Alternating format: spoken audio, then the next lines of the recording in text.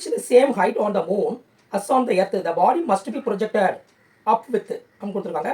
Number 1 higher velocity on the moon, number 2 lower velocity on the moon, number 3 same velocity on the moon and the earth, number 4 it is depend upon the mass of the body அப்படி கொடுத்துருக்காங்க. அதாவது இப்போ நம்ம எர்த்தில் இருந்து ஒரு ஸ்டோனை மேலே தூக்கி போடுறோம்னு வச்சுக்கோங்க.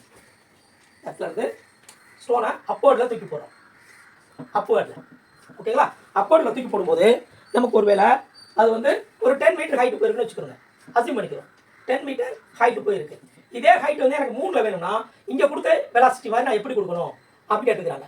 மூணில் வந்து ஆக்சலரேஷன் டியூ டு கிராவிட்டி கம்மியாக இருக்கிறனால, ஏன்னா நமக்கு என்ன தெரியும், S equal to ut minus half gt square இல்லைங்களா? It is going against gravity.